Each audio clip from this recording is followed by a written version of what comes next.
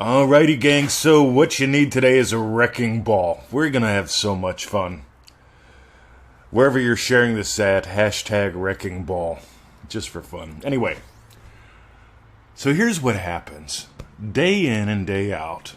Alright, let's assume that you're so many years old. I don't know, 25, 52, doesn't matter. 79. But most of your life you've been waking up on autopilot. Or you wake up and you think about the day ahead and all the hassles it will bring. Or you wake up and you go, I need coffee. I was once married to a woman. She actually had a rule, no talking till I have 1.5 cups in. Now the question is, how do you know if she's had 1.5 cups in? Do you stare at her? Right? You can see where this is going. That's why she's no longer part of my life. But anyway, it helps to have a sense of humor. And it helps to actually notice what's really going on. So you can notice you've been on autopilot. For me, the most valuable time of the day is when I'm waking up. I swear to God, that's my prime real estate. I do not take calls in the first 2 hours that I'm up. I do not deviate from my investments. Every morning I get up, I do a couple things. You've heard about them, my Joseph Goddard routine. Hopefully you're doing that and doing it right. Right? 5 to 10, 6 to 12 specific events of today already having gone your way. This is not where you insert, I've got 16 yachts and 14 wives, 1 for each boat and 2 where I want to be left alone. Right? No, this is specific events of your day having gone your way. Could be something as simple as imagining getting great things in the mail. Okay, could be a yummy lunch. Could be finishing the book that you know you're going to finish today.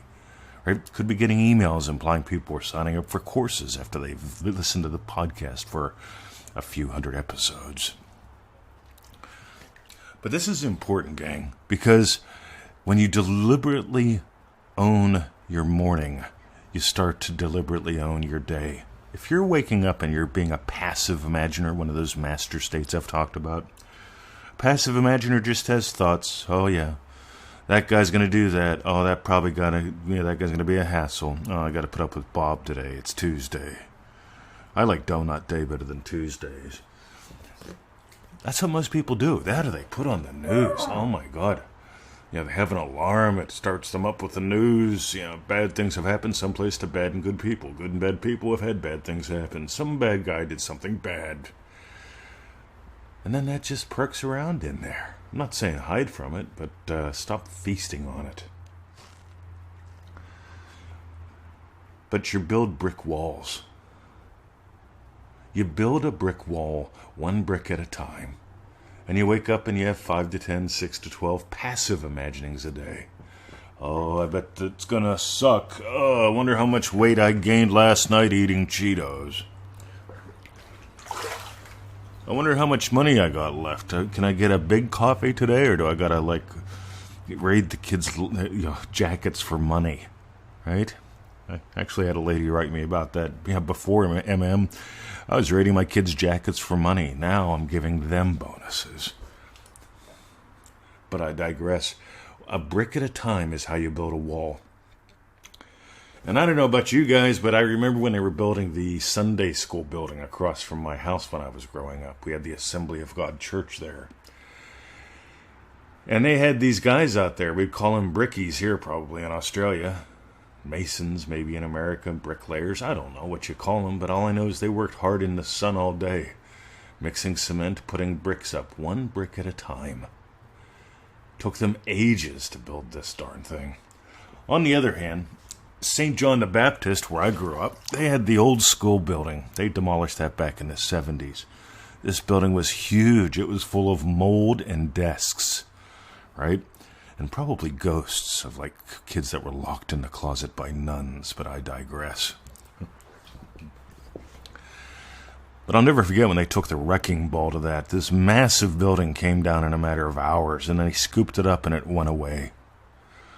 It took months and months to build the little Sunday school building across the street from my house. It took a few hours to demolish the old, massive Catholic school and take it away, never to be seen again. And I want you to get this. Just because you've been passively imagining on autopilot, sometimes good, sometimes bad, sometimes neutral, for all of your life, we all have. No one's a beginner at this. Just because you've been passively imagining brick walls doesn't mean you can't get that wrecking ball out today and destroy them. A wrecking ball is really fast. Yeah, you crank it up, you let it swing, boom, right? Shit falls down, shit gets scooped up, shit gets taken away. What if life was that easy? See, here's what I notice. Everything physical has its origin in the imaginal. And you can learn about the process of the imaginal just by noticing, how does nature work? I remember as a child coming across a bee's nest in a tree, the one that looks like a football. And I watched this bee's nest for months. I watched it for months. These bees were building this nest for months and months and months, like the Sunday school building. And along came Eddie. Eddie was a moron. Right? Eddie was always destroying shit just to destroy shit. And he comes up with a golf club one day and he just bashes it a whole bunch of times. Right? 2 minutes later, the bee's nest is gone. All that hard work, gone. Well, the bees had a message for Eddie. We're not going to go there. If you want to take a moment and imagine lovingly for him, that may be what saved his life. Because, imaginal acts don't necessarily just go forward in time. You can imagine something now for something that happened back then. But meanwhile, Eddie bashed it to bits in minutes. And here's what I want you to do. If you've got this brick wall, you've got your limitations, it feels like a prison, right? You smash it. And you smash it by imagining up something lovely. And if not for you, for someone else. I swear to God, we got this guy that walks past the property. And for years, I'm talking years, he'd walk past the property yelling and screaming, the guy ain't right, he's got some problem.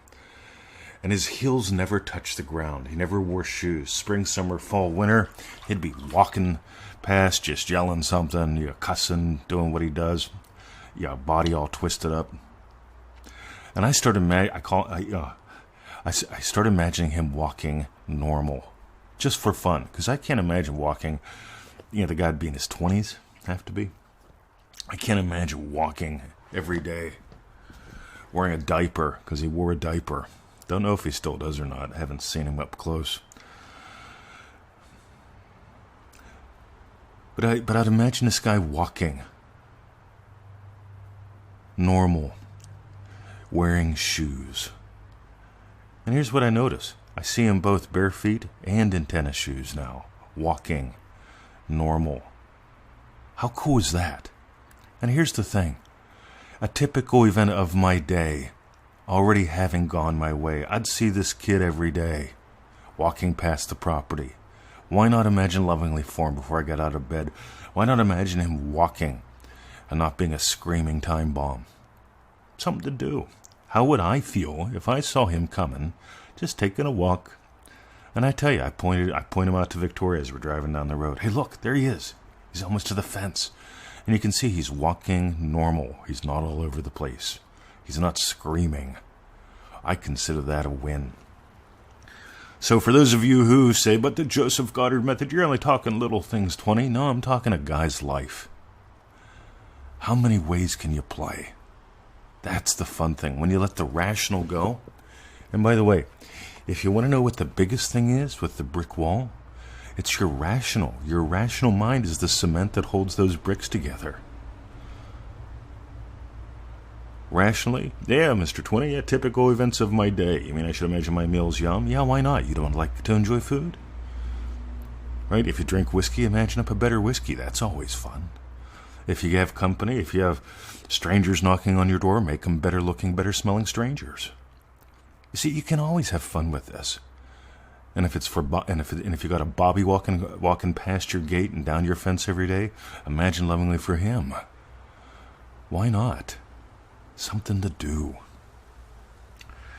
If you got gold today, we've got a couple suggestions. We've sent out an email today on the Anxiety Eliminator.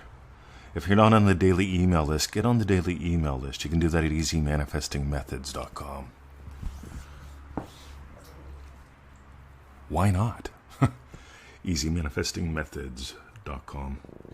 Meanwhile, you also get 7 little videos there. Make sure if you go there, we're going to send you a confirmation link if you sign up. You click on the link, and then we'll send you the videos, 1 a day for 7 days, plus the daily email. That's our little gift to you. We want you to get things right, because when I get emails from people that are telling me that their special person doesn't exist, they've been manifesting them back for 2 years, but they're a sock puppet. I don't even know what that actually means. And they're working on their self-concept with their self-love. And it's like, you're not doing what I'm teaching. I have no idea where you got all that crazy shit from. I want you to be happy. I want you to get results. So that's the gift. If you want to dive in deeper, again, we've got a lot of programs. You can peek around at the website. You'll see links to those. The backbone of it all, manifestingmasterycourse.com. I had somebody ask me, does that include everything else you do? No. No, it doesn't. All right? It's sort of like whenever you go to the Asian buffet, like noodles are on the buffet. They're probably the backbone of pretty much every Asian buffet. Some kind of noodles, some kind of vegetable dish. But there's a lot more there. I'd strongly suggest manifestingmasterycourse.com. It will not work on your rational brain. It will change your experiences. And that's the big thing for me, because imaginal experience leads physical experience, and manifestingmasterycourse.com is all about giving you the experiences that change your imaginal experiences, which change your physical experiences. All right. And sharing is caring. For those who are sharing the shows, the podcast, share this. Thanks, gang. I really appreciate it. Somebody took the time to share this and you got gold. Why not share it and make sure other people get it? That's the cool thing, because the more people that share it, the more gold gets shared. The more gold there is in the world, the more people you can talk to about this, the more people that are doing it. Wouldn't that be cool? All right. Have a lovely day. See ya.